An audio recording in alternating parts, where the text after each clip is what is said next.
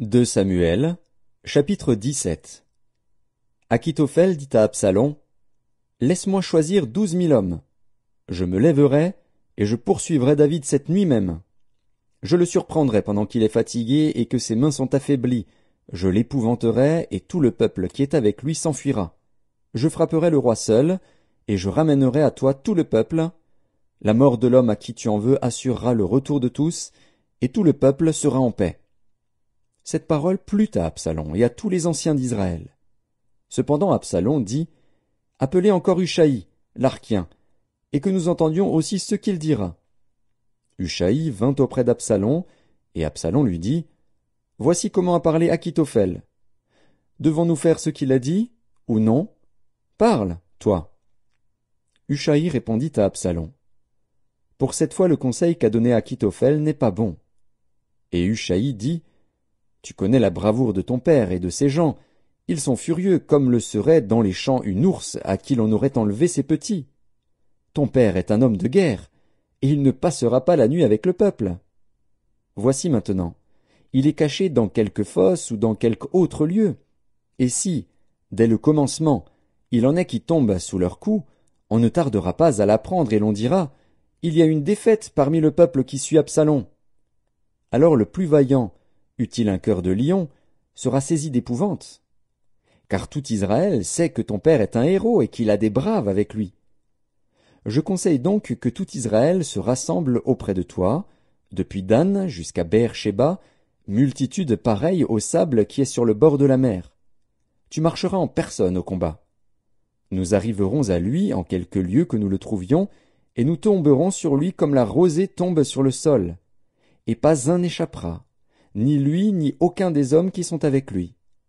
S'il se retire dans une ville, tout Israël portera des cordes vers cette ville, et nous la traînerons au torrent, jusqu'à ce qu'on n'en trouve plus une pierre.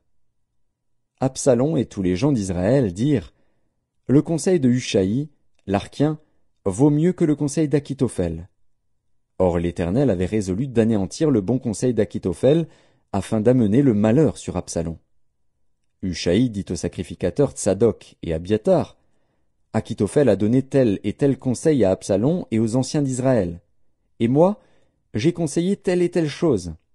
Maintenant, envoyez tout de suite informer David et faites-lui dire, « Ne passe point la nuit dans les plaines du désert, mais va plus loin, de peur que le roi et tout le peuple qui est avec lui ne soient exposés à périr. » Jonathan et Achimaatz se tenaient à En-Rogel. Une servante vint leur dire d'aller informer le roi David, car il n'osait pas se montrer et entrer dans la ville. Un jeune homme les aperçut et le rapporta à Absalom.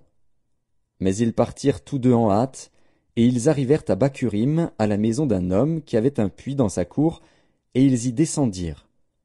La femme prit une couverture qu'elle étendit sur l'ouverture du puits, et elle y répandit du grain pilé pour qu'on ne se doutât de rien. Les serviteurs d'Absalom entrèrent dans la maison auprès de cette femme, et dirent, « Où sont Achimaatz et Jonathan ?»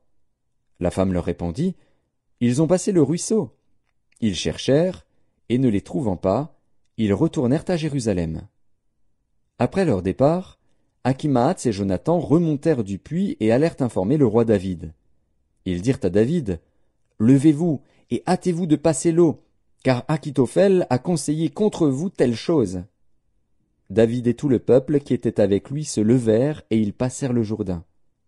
À la lumière du matin, il n'y en avait pas un qui fût resté à l'écart, pas un qui n'eût passé le Jourdain. Achitophel, voyant que son conseil n'était pas suivi, sella son âne et partit pour s'en aller chez lui dans sa ville.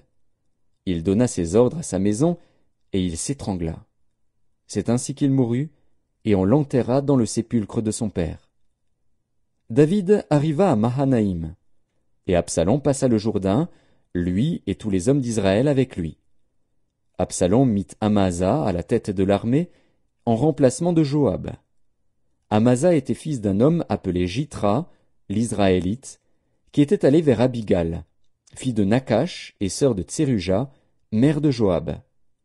Israël et Absalom campèrent dans le pays de Galaad. Lorsque David fut arrivé à Mahanaïm, Shobi, fils de Nakash, de Rabat des fils d'Ammon, Makir, fils d'Amiel, de Lodebar, et Barzilai, le Galaadite, de Roguélim, apportèrent des lits, des bassins, des vases de terre, du froment, de l'orge, de la farine, du grain rôti, des fèves, des lentilles, des pois rôtis, du miel, de la crème, des brebis et des fromages de vache.